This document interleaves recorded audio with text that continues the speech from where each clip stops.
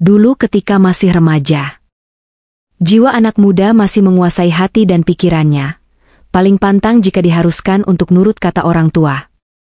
Masih ingin melakukan ini dan itu tanpa kekangan siapapun. Meski sebenarnya dia bukan anak yang nakal. Tapi ya, namanya juga anak muda, meskipun secara fisik terlihat pendiam dan penurut. Kenyataannya pun anak muda itu juga tidak lepas dari pantauan orang tuanya.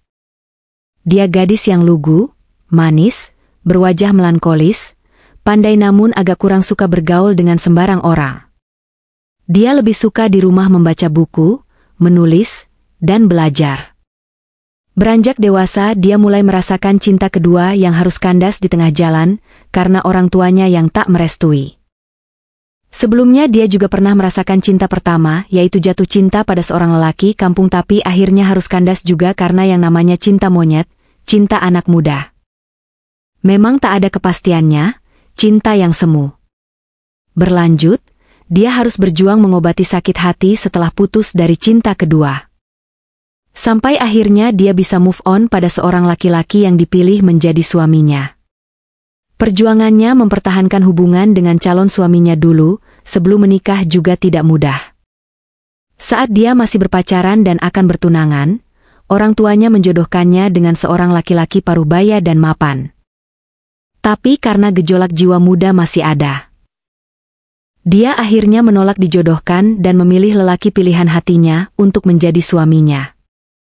Terakhir terlihat lelaki yang gagal dijodohkan dengannya itu sudah menikah dengan seorang guru dan hidup bahagia, meski belum dikaruniai seorang anak.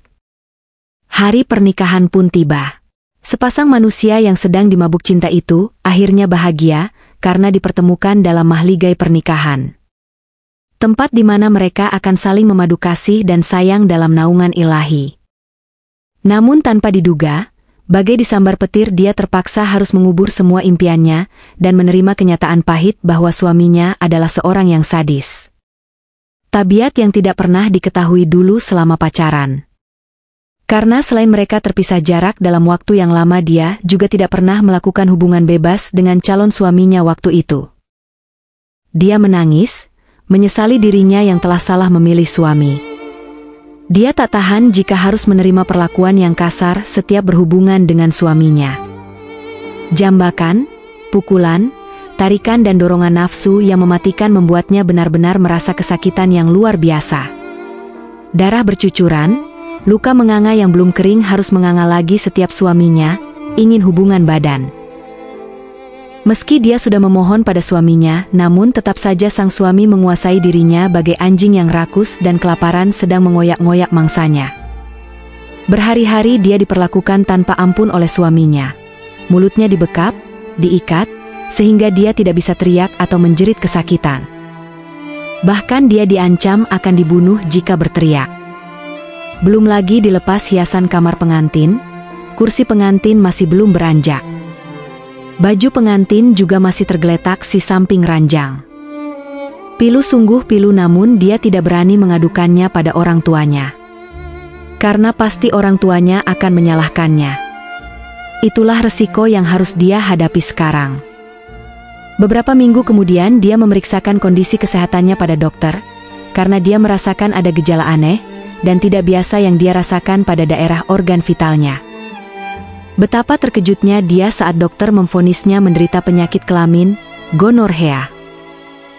Langkahnya gontai, tubuhnya lunglai tak mampu berdiri menghadapi kenyataan yang kini dialaminya. Dia menangis, sesegukan, terduduk di sudut kamar dengan mata yang merah karena tak bisa berhenti menangis. Selama menjalani masa berobat, sang suami pun meninggalkan dirinya karena dianggap sebagai istri yang tak berguna karena tidak bisa dipakai. Bukan dia yang meminta, tapi dokter yang menyuruh agar suaminya puasa dulu sampai kondisinya benar-benar sembuh. Tapi yang dia harapkan suaminya mau bersabar justru malah mengusirnya dari tempat tidur dan mengancam akan membunuhnya. Karena takut akan ancaman suaminya, dia pun rela tidur di sudut kamar beralaskan selimut. Tanpa hati nurani suami masih saja kasar dan bengis padanya, dan akhirnya dia pun ditinggalkan. Padahal penyakit itu dari suaminya, tapi justru dia yang dianggap bersalah. Betapa malang nasib dirinya, sendiri menanggung semua luka hati dan kecewa. Dia terpaksa berbohong pada orang tuanya dengan mengatakan bahwa suaminya mendapat kerja di luar kota.